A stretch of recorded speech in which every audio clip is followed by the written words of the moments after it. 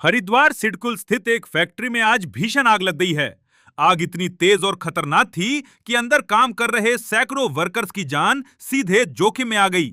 मौके पर अफरा तफरी का माहौल बन गया, लोग बाहर भागे, आग बुझाने की कोशिशें शुरू हुईं और इसी बीच फैक्ट्री के अंदर से करीब 10 से 15 सिलेंडर बाहर निकाले गए। अब एक पल के लिए सोचिए, अगर इन सिलेंडर्स में से एक भी ब्लास्ट कर जाता तो सिर्फ एक फैक्ट्री नहीं, आसपास की कई फैक्ट्रीज भी इसकी चपेट में आ सकती थीं। यानी मामला सिर्फ नुकसान का नहीं था, मामला एक बड़े इंडस्ट्रियल डिजास्टर तक पहुंच सकता था। बताया जा रहा है कि यह घटना बहादुराबाद सिडकुल स्थित हर्ष प्लास्टो मेटलाइजर्स प्राइवेट लिमिटेड फैक्ट्री की है। मौके पर करीब 6 फायर ब्रिगेड की गाड़ियां पहुंची, जिन्होंने काफी मशक्कत के बाद आग पर काबू पाने की कोशिश की। लेकिन इस पूरी घटना में सबसे बड़ा सवाल आग से भी बड़ा है। बताया जा रहा है कि इसी फैक्ट्री में पिछले 1-2 साल के अंदर यह तीसरी या चौथी बार आग लग चुकी है। अब सवाल यह है कि एक ही फैक्ट्री में बार बार आग कैसे लग रही है? क्या यह सिर्फ एक्सीडेंट है या कहीं ना कहीं सेफ्टी सिस्टम की बड़ी फेलियर स्टोरी?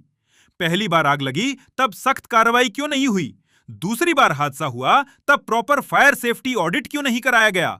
और अगर कराया गया था तो फिर तीसरी बार ये हालात कैसे बन गए? यही वो सवाल हैं जिनका जवाब अब एडमिनिस्ट्रेशन को देना होगा।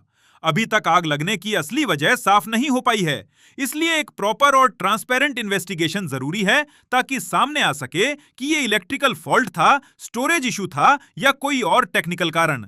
लेकिन जब किसी फैक्ट्री में बार बार फायर इंसिडेंट्स हो रहे हों, तो जांच सिर्फ आग कैसे लगी तक सीमित नहीं रहनी चाहिए।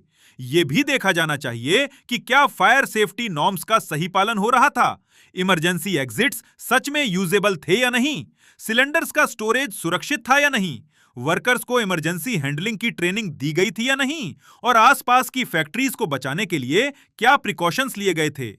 अब बात सिर्फ आज की आग की नहीं है, कंसर्न यह भी है कि इस फैक्ट्री और आसपास के पोल्यूशन और सेफ्टी रिलेटेड इश्यूज को लेकर पहले भी कई बार कंप्लेंट्स की गई थीं।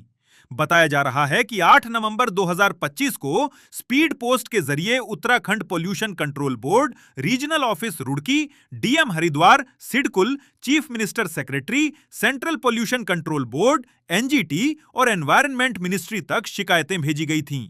यानी मामला पहले से डिपार्टमेंट्स के नोटिस में लाया गया था। फिर सवाल यह है कि अगर शिकायतें पहले से थीं तो एक्शन कहां था? क्या सिर्फ कागजी फॉर्मेलिटी हुई? क्या ग्राउंड पर सीरियस इंस्पेक्शन हुआ? क्या फैक्ट्री को नोटिस देकर छोड़ दिया गया? और अगर सब कुछ ठीक था तो फिर आज ये भीषण आग कैसे लग गई? हरिद्वार सिडकुल हजारों वर्कर्स और कई इंडस्ट्रियल यूनिट्स का एरिया है।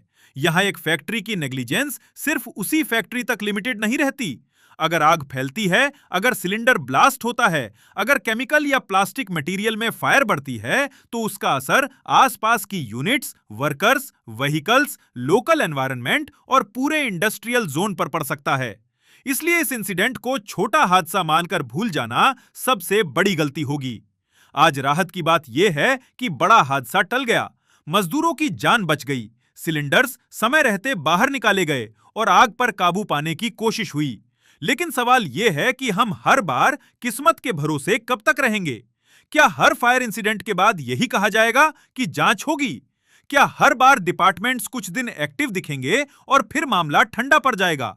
अगर आज भी स्ट्रिक्ट एक्शन नहीं हुआ तो आने वाले समय में इससे बड़ा हादसा हो सकता है, जिसे नजरअंदाज नहीं किया जा सकता। अब जरूरत है एक इंडिपेंडेंट और ट्रांसपेरेंट जांच की। सिर्फ रूटीन रिपोर्ट नहीं, बल्कि फैक्ट्री की पूरी safety compliance, cylinder storage, electrical system, fire equipment और वर्कर्स की सेफ्टी ट्रेनिंग की गहराई से जांच होनी चाहिए। अगर कहीं भी लापरवाही मिलती है तो जिम्मेदारी तय हो, मैनेजमेंट की भी और उन डिपार्टमेंट्स की भी जिनके पास पहले से कंप्लेंट्स पहुंच चुकी थीं।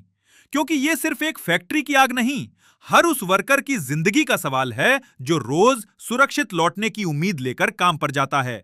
अब प्रशासन को मौन नहीं, एक्शन में दिखना होगा, वरना अगली बार सवाल सिर्फ हादसे पर नहीं, उस चुप्पी पर उठेंगे जिसने खतरे को समय रहते रोका नहीं।